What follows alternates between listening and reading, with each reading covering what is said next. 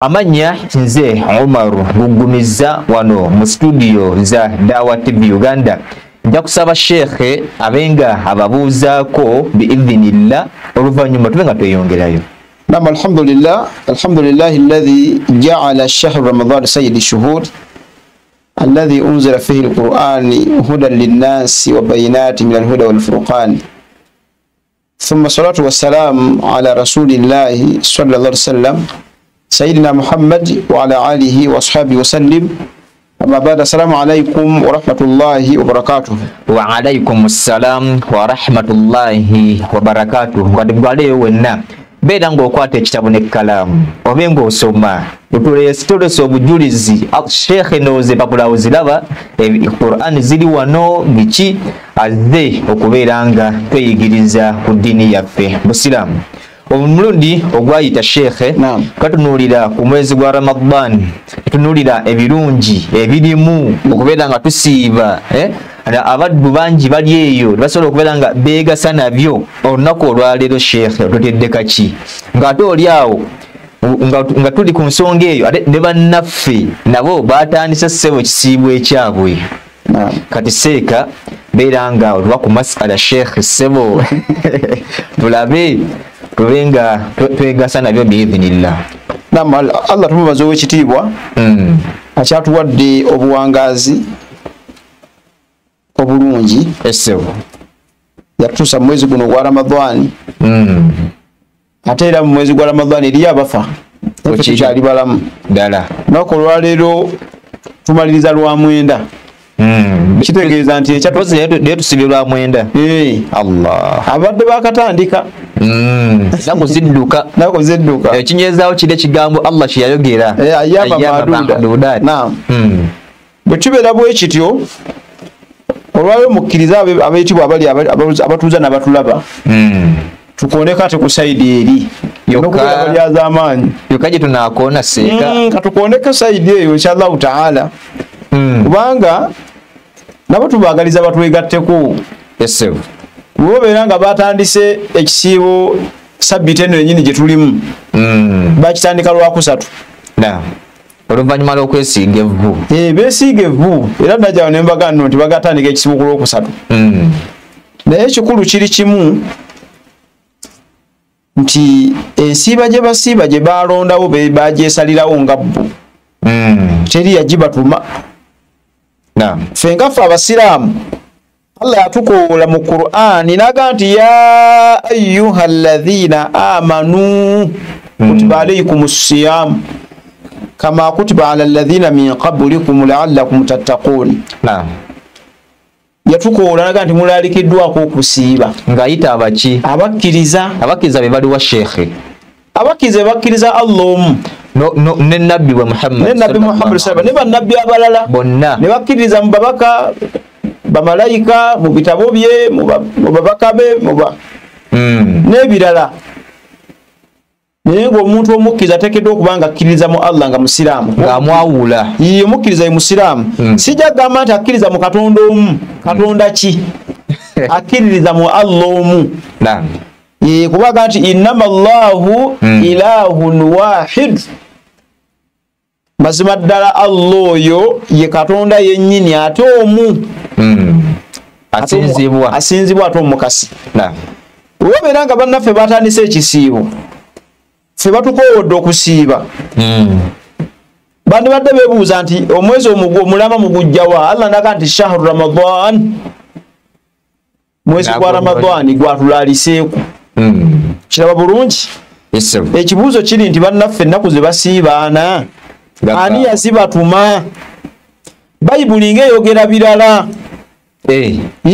Kyogamba bwino bwanjawulo ku waabwe bwino bamwawukanako ne bagenda n'owa Kalema oba yaani oba bamusoma mu kitabo ki? Kuba sirabayo kitabo kye bayita Kalema. Kati Kalema oba bamugjawa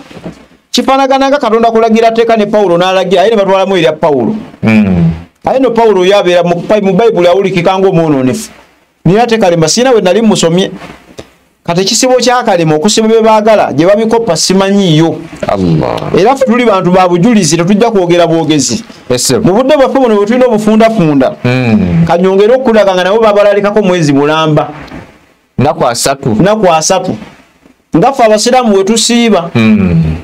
kaliriddawa Zakariya 8 18 paka 3 kambi kulewo tetujja nnyo kugira ate tuddaawo bagenda badde batulimba kyogamba abayinza okuddawo ne beekwasa bayibuli weeri wano tagala bagenda tugitemerera bayibuli wano weeri badde ndi muyoweri kansooke mala okuvayo muyoweri kubagamba ssebo obasomere obujulizi gwe musomo gwe mbadde nsomesa ku baleme kuddawo okwekwasa tetwagala beekwase nabo bennyini batuukeyo batunulewo batabe kitabo kya Zekariya Zakariya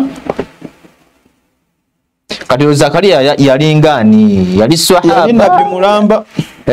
yali nabbi mulamba naye simanyi ku mulembe gwe baba bakolanga swahaba naye nga yali ye Zakariya nabbi Zakariya yali nabbi mulamba ne bamukusaako n'ekitabo kiramba 8 18 paka 2 wagamba we wati awo ekigambo kya Mukama wejje Mukama wejje nti okusiiba okw'omwezi ogwokuna n'okusiiba okw'omwezi ogwokutaano n'okusiiba okw'omwezi ogw'omusanvu n'okusiiba okw'omwezi ogw'e10 njagaddemu kigambo kubaga nno nti Yuda okusanyuka n'okujaguza n'embaga ennungi kale mweyagalize. Awo ekigambo kya Mukama wejje ne kijja nga kigamba nti bw'ati bw'ayogera Mukama nti musiibe okusiiba okw'omwezi omulamba kyenjagaddemu ate seka ng'osomye emyezi mingi nnyo egibadde awo njagaddewo mwezi gino gyonna emyezi bagibaga naye tebagisiiba naye nze njagaddewo mwezi bo basiiba nnaku 4 oba basalawo oba bayagala ssebo buli mwezi bajje nga bagujjako ennaku 10 waluko omwezi ogwokuna omwezi ogwokutaano omwezi ogw'omusanvu baba ina siiba myezi 3 ffe tusiibayo gumu naye basiibaana naye ekikulu kiri bwe kiti ekyokusiiba ennaku 4 si kibi. Yesu bw'abanga bagoberedde sunna ya Yesu yazisiiba ng'ali mu ddungu ne nabbi Musa naye yasiiba ennaku 4 kuba asooka n'asiiba 3 Fatima mutabi 10 n'agattako 10 n'ajjuza 4 naye ekikulu kiri nti nga basiiba ngeri ki wali ekinyusi. Matayo 5:6 wagamba bayina omukisa abalumwa enjala n'ennyonta nga basiibye nga tebalidde era nga tebanywedde era bali kusibwa ku lunaku luli olw'enkomerero. Awo kali Matayo 5:6 okusiiba bayina omukisa abasiiba enjala kusiiba njala so si kusiiba kyoyagadde seeka ku nsonga eyo yennyini nina omuddo omu wenazisinkana bamubuuza naye ensiiba yammwe eyo lwaki temusiiba ejja etya okubeera nga ekolebwa etya nga musiiba we mutyo okusiiba muteekeddwa okuba nga osiibye nga olidde manya nga tolidde era tonywedde okuva emambya lwesala paka enjuba lwekola ki lwegwa naye n'agamba nti nedda gwe tannabitegeera gwe tabimanyi ziri ensiba za mirundi 2 osobola okulondako emu ekwangulira esooka osobola okusiiba nga tolidde paka akawungeeza awo sawa nga 12 ng'abisomawa okiwulira tiyampa bujulizi musabanga obujulizi abo bayali okiwulira ensiiba endala n'agamba tosobola okubeera nga olina ekintu kyobadde oyagala ennyo okulya mathalan oba muceeri gwa piraawo gwonna nga gulimu enkoko nogamba nti kangwerekereze n'olya ogwa boyiro okiwulira naye naye okwerekereza okuba werekereze nnyo okubeera okwerumya nga togulidde ogwa boyiro ogwa piraawo w'enkoko kati okwerumya okwo wali empeera ye nga Mukama yamugamba bw'atyo oba bigambo bye bebamanyi abo bayaye tebalina bwino naye nga sebagamba naye ensiba yentuufu eya teriyo ensiba teriyo wano wagamba Matayo 5:6 balina omukisa abalumwa enjala n'ennyonta olw'obutuukirivu kubanga abo bali kusibwa bajja kuba bingi bakute mu ggulu ku kiyama naye nga njala n'ennyonta kusiiba njala nga bwe tusiiba tugenze mu Lukka Lukka 6:25 Bwana Lukka ono agamba atya 6:25 atugambe tuwulire Bwana Lukka tugambe tuwulire 6:25 wawano zibasanze mmwe abakkuse kaakano kubanga muli lumwa enjala eddi zibasanze mmwe abaseka olw'okuba mufunye amaanyi musiiba mukkuse mulya n'agamba atya kubanga muli nakuwala muli kaaba abakkuse kaakano nga tebasiibye nga basiiba balya balya kati badigida nasiibye mbogoya ndyandiizi abo bwe bagamba Bayibuli bataddeko akantu nti bali lumwa enjala ku lunaku luli olwa kiyama katoyogera okuloonya bwino abakulisaayo bano basiiba balina kusiiba ki kuba wano mu Matayo emunnya Yesu yasiiba nga ali mu ddungu nga njala nga talya mu Yeremiya 3:9 waliwo ensonga 2 ez'okusiiba tetujja zitunuulira Ezera 8:21 era nabano Dawudi yatutegeeza bwe yalangirira okusiiba Bassekabaka ekisooka 21:89 ono Nabbosi n'awandiika ebbaluwa nga naye alangirira okusiiba mu Kuva 3:28 olaba na wano Nabbi Musa yasiiba ng'ali mu ddungu Isaaya 5:8-5 abange lwaki musiiba nga musiibira ennyombo tolina kusiiba nga bw'oyomba kugamba olina kuba mukkakkamu Isaaya 5:6-13 wano Mukama Katonda alisasula abaasiiba enjala n'ennyonta alisasula abaasiiba enjala kubanga Katonda agamba nti laba abaddu bange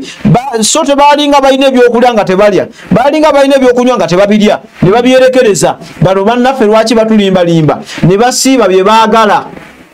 bikolawo batume 2:33 wano wali okulya ddaaku batujerega abasiraamu tebasiiba nabyo mwebiri basiiba simanye no balya bane ekiro basiiba balina kusula busuzi kale bw'onoosiiba ekiraate emisana okola otya n'olwekyo Pawulo yagolokosa abaali mu lyato n'abaga nti banne muzuukuke mugolokoke mulye munywe kuba enkya kusiiba baali mu lugendo kyo kitegedde ekyo ekyabalamuzi 2:26 wano walaga nti omuntu asiiba alina kusiibuluka kawungeezi ng'enjuba egudde tubabuuze ekisiibo kya kalema mwakijjawa batubuulire batuweewo bajja tuwaawo naye nga balinawo kati singa aleeta obujulizi naye nsimbawo $10,000 oli singa abanga atuwaddewo ekyabalamuzi 2:26 walaga nti omuntu asiiba alina kusibuluka kawungeezi tuba tuyiga nti okusiiba kuba kwamisa naso ekiro ne munno bw'aba akubuuza osiibye otya nno osiibyeyo otya nno taga nti wasuza otya akubuuza ku makya nti wasuza otya ng'obudde bukedde abadde batuvunaana kimanyi kaakati abasiraamu kimanyi tebasiiba bakyukka ne balya katusomeyo wano akantu kamu njagala sembeyo point ebintu ebirungi abantu bye beegomba ewaffe yidi tujja gisoma ng'etuuse kuba tennaba naye omweri mu Bayibuli bano bokasa batuuka okumalako ekisiibo banyenya matabi bwamala okunyenya matabi bafunikira ate Yesu gwe basseemu oba bikwataganira wa ate ku Monday nazuukira ate ku Monday bikwataganira wa muyoboye mu 14 bagabanga mumazeeko okusiiba mutukoze ekisibo kyammwe mukunganya abakadde mukunganya abaana mukunganya abantu bonna mu nsi mutenderezenga erinnya lya Mukama Katonda itakbira Allahu akbar Allahu akbar senu Allahu akbar Allahu akbar si yeyo bagamba erumba obo berumba ani simanyi Allahu akbar Allahu akbar eyo yetakbira okutendereza Allah okumazaako ekiki ekisiibo kensembyayo ngende wali kuwa obudde tulina butontono eseza 4:16 kye bayita okusiiba kyeki watulagira ddala kye bayita okusiiba kubanga wagamba nti musiibe so temulya kintu kyonna era musiibe temunywa kakunywa konna bane Bayibuli ekigibati obolesesa kyekyaki kwegamba bossebo babifuula vice versa basiiba nga bwe balya nga bwe banywa ani yabatuma Allah ani yabatuma kwegamba bava ku nsalosalo wano mu Luka 5:33 okumanya okusiiba kwa dda watunnyonnyola nti n'abayigiriza ba Yokaana basiibanga kama kutiba ala alladhina min qablikum la'allakum tattaqun basiibanga waliwo n'okusiiba sebo kwa Monday n'olwokuna wano mu Luka sunna nayo mwerise 18:12 okusiiba okwa buli wiiki emirundi ebiri bali awo bayaye basiiba bye baagala sunna seeka eri mu kitabo ki Luka 18:12 okusiiba okw'emirundi ebiri buli wiiki okumanya okusiiba kwa dda watunnyonnyola nti n'abayigiza ba Yokaana basiiba Luka 2:36-37 wano waliwo omukyala nga baali bamuyita Ana yasiibanga mukadde ng'alina emyaka 84 naawe okyayinza osiiba ng'oli mukadde naye oba tosobola Qur'ani ateekuta Nabi Sallam ategeeza nti omuntu singa atuuka myaka nga 60 nga takyasobola kusiiba yakkirizibwa okulya nga tewali kuwa mutango wadde okuliisa gwe musigwe mutango tewali kuliisa wabula ye aba talina sobola kusiiba bw'aba asobodde okuliisa bw'aba talina kyaliisa emisana bwekituuka nga yeeriira akuwa nesowani eyo emmere naye kirungi kuliira mu lujjudde awo n'ebyensonyi binanye yandibadde abirindiza akawungeezi kuwa Ramadhaani ekitiibwa kuba mu byafaayo bye mmanyi nti abasajja bajja nga ali ne mukyala we emisana ne bamuyita ne bamuvunaane lwaki azannya omuzannyo emisana era yali tali mbasiiba olw'okuwa Ramadhaani ekitiibwa nemukomako misana teweegadanga wadde okkirizibwa kuba oli mbatakolaki batasiiba linda kwotuuka ekiro teryakugoba budde bunaabukuyiseeko n'ofiira awo nga Mungu akuwa bwajja abazaana obumujja n'olwomamalawo olw'okuwa Ramadhaani ekitiibwa kubanga hadithi ega nti omusajja bamusanga takoze eki nga tasiibye nabbi n'amuyita kati lwaki tosiibye olina okuta abaddu 6 kuba kiri zambi ddene ery'okubeera nga nogentende mu kisiibo misana taka nti ya Rasulallah ndi mwavu lunkupe sina kyennina kubanga bino ebintu biyita mu mitendera si kusookako nakyoyagala kutabaddu bw'oba tosobodde kusiba myezi 2 nga gyamuddiringanwa bw'oba tosobodde kulisa kwe kusembayo so si kwe kusooka babuuza abaana ekibuuzo awo ku voice nti ebintu byebiteeka 3 yatasiiba musega bamusanga nga abadde azannya empiki uganda naye njagala obindeetere mu order ate yatandika nakisembayo ate n'aleeta ekyuma kati ate tofunye kabonero kuba tubisengese basooka nakutabaddu oluvannyuma kusiiba olusembayo kuliisa byonna birina ango mwe bijjira omusajja bamugamba taabaddu 6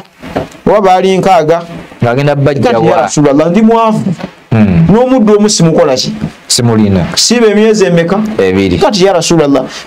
sisobola kusiiba ndi mulwadde kuba munaera omuntu atamulwadde era asobola okwegaganyula wali mukono g'entende awo Mungu abawamu oluyingo wamukisaaba amalayo eddakiika 3 naye nga ayingidde kati era kyanganya okusiiba nabadde ndi mulwadde kwe kwagala okwesanyusaamu uga nti tolimba siiba liisa abantu nkaaga abanaku kati ya Rasulallah nange kenyini ndi munaku kati nze ngenda kujayo ngenda okubaliisa nabbi n'atumya ekisero ky'entende n'amugamba genda okisaddaake asala kiri abanaku kati ya Rasulallah likanawe kunkema nange kenyini nkyetaaga kakale genda okyesaddaakire olaba biyita mitendera biyita miki bitendera si bya kyeyagalire n'olwekyo juzi twagamba twalambulula nnyo ku nsonga y'okubeera nga tolimba siiba naye ate ng'obulwadde bw'olwadde bwakuwona gwe tolimba liisagendako onooba owonya omusujja gwo oliwe tolimba liisa omuntu ali mu safaari tetumusuubizaamu ate kuliisa kuba talimba liisa olwokuba ali mu lugendo bw'anaava mu safaari aliwe okugjako nga talimba siiba wadde ali mu safaari akkirizibwa okulya ate no n'aliisa baki seka mukkirize abantu bano abakulisitayensi bajye basiiba ani yagibatuma bajemera Katonda ne bagenda nakalema bebeereremu tebuli kalungi n'akamu Reverend Juice yaga nti kale singa naffe tusiibako ng'abasiraamu olabeyo nga basibula bamatayo era basibula basiraamu mukkirize mudakiika nga 3-4 mpiteko mu katabo kano inshallah taala kagamba nti emigaso abakulisitaayo gye bafuna mu basiraamu giringa 20 mugu nkakasandi njagiyita mufunze nyuma lero inshallah taala emigaso abakulisitaayo gye bafuna mu basiraamu bw'obeera nga ompakanyiza njagala kubyendeeto biwakanyi okusooka bayinza gikwamu ebituli naye nga gyegiri okutoola salaamu omusiraamu mu busiraamu abakulisitaayo bagitoola era bw'ovuga nti salaamu kati gimaleeyo bamenyise beziweddeyo nezitaweddeyo ffe twabasomesa eziweddeyo nezitaweddeyo eyo salaamu bajagala nnyo wa alaykum jahannama andi gw'osabira omuliro gamba nti wa alaykum salaamu bwoga nti wa alaykum nkuzeemu gimaleeyo baagala nnyo okutoola salaamu ogwo gumu begomba salaamu abakulisitaayo basiibulula abasiraamu mu kisiibo ky'abasiraamu lwaki tebeesiibulula ne beeyozaayoza kubanga bye basiiba bifu era balina kusiibulula baki basiraamu pulezidenti Nadiope Kadaaga Kabaka Mutebi Bobi Wine Paapa n'abalala bonna basiibula baki lwaki tebeesiibula kuba basiiba bitali bituufu Matayo bamatayo wano Matayo okujja bamusalira enkoko oba embuzi tebakikkiriza abadde banoonya basiraamu oli yaga nti nze ebyekikaafu ebyo mwana nabigoba mu maka gange nze sirya nkaafu naye ate nga ye mukaafu naye talya nkaafu ekigambo nkaafu akitegeera yensolo esaliddwa omuntu atali musiraamu nga tafunye wuzu akookuna omusiraamu okwambala enkofiira mu kkooti gezo oyambala etopi ogende mu kkooti bakusiba ennaku 10 tewali kuwoza eyaffe esigalako abakulisitaayo okuwomerwa ennyo yidi kyemba waayidde mu ngambe nti nabawaayidde era oli agamba musiraamu wabula wallahi nakkakasizza musiraamu nondyako yidi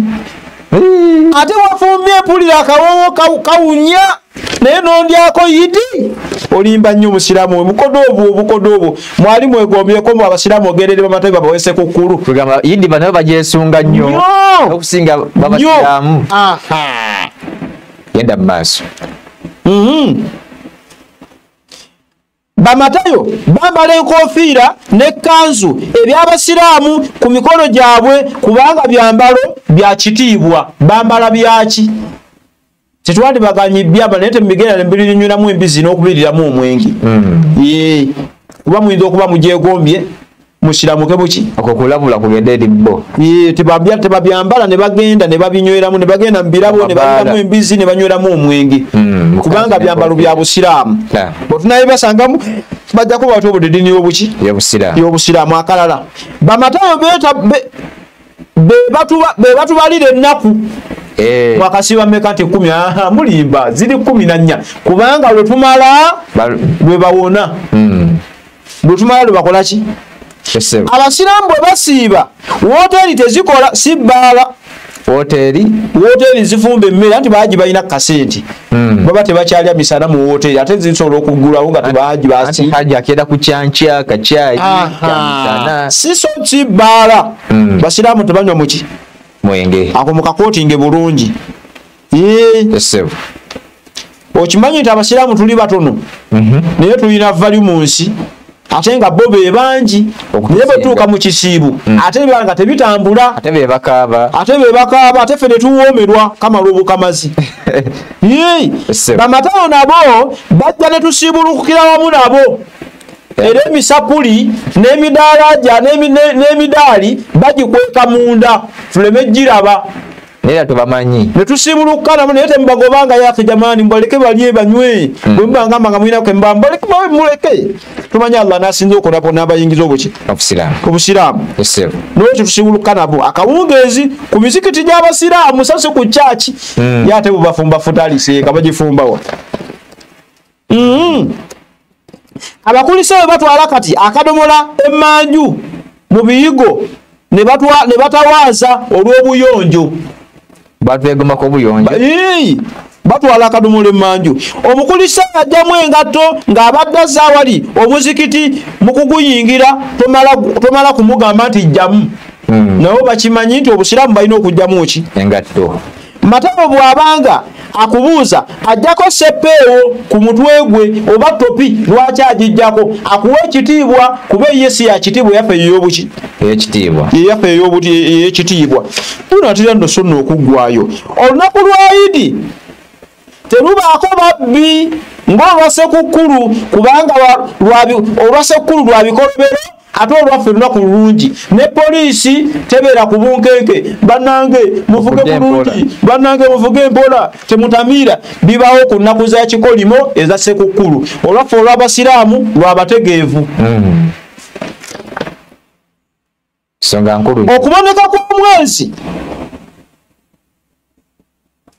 gw'ekisiibo bagamba nti eyo nno enkuba etonnye eyo obufuuyiridde obwo bwandibanga bugenda kubonesa mwezi gw'abasiraamu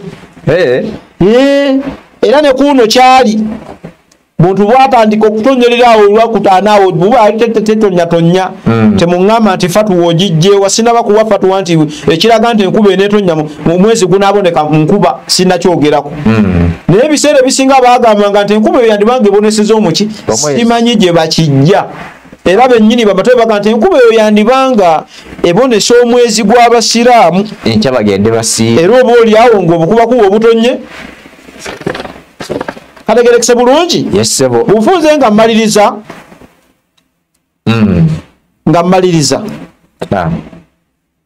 okwaziina kw'abasiraamu kuzuukusa bamatayo okugenda okukola nuleka nti nze njagala nnyo omusiraamu kasi omusiraamu ayaziina ng'ayimukirawo kwebaka nzukukirawo ne naaba amaaso kigaana okutawaazako yake kyeki tawalizaako ddala nyimukirawo ne naaba amaaso neŋŋenda siddawo siraamu ate amaze okwazina nga tenzirawo ndi fala talinawe weebereremu abakulisa bagenda ku muzikiti okufuna saddaaka